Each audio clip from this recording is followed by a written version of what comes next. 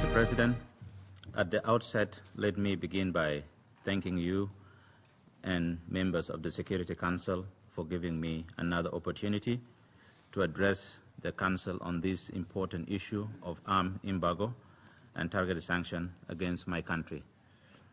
Mr. President, the reason given for the threat of arms embargo and sanctions were the frustration and impatience of the international community with the lack of progress in the peace implementation.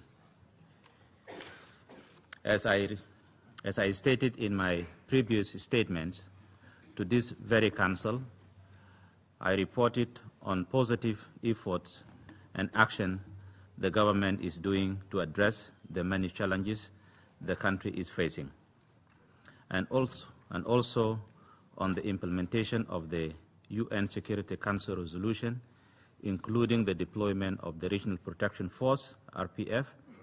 In addition, on 19 December 2016, His Excellency Salva Kiir Mayardit, President of the Republic of South Sudan, further to his launching of the National Dialogue, issued a presidential order forming a National Dialogue steering committee, a committee that composed with eminent personalities that will advise the President and the members of the committee on how to embark on the process. All these recent commitments made by my President point at more encouraging direction, and it is in the light that I call the tabling of this resolution unfortunate.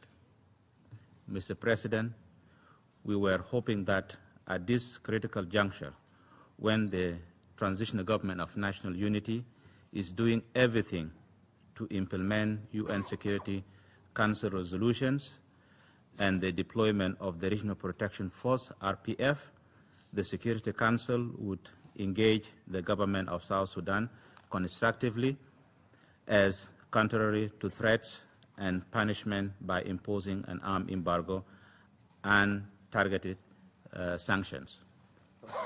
It is very unfortunate that individuals who are critical to the peace process are being targeted and listed for sanction by this resolution.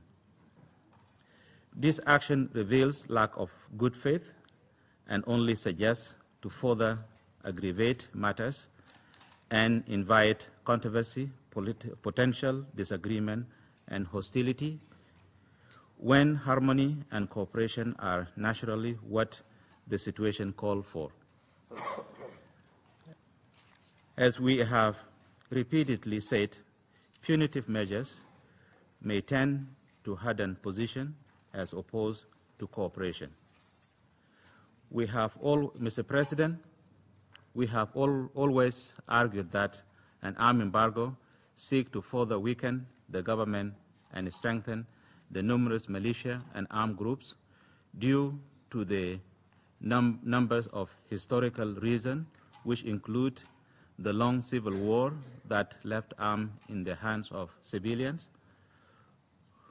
porous borders that make it difficult to control the illegal inflow of arms, of small arms and light weapons.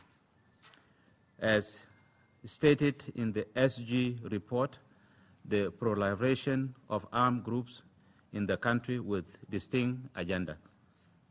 Mr. President, let me conclude by reiterating the commitment of my government to full implementation of the peace agreement and in working with all stakeholders, including the members of the Security Council and international community at large, in order to bring peace and stability to the people of South Sudan.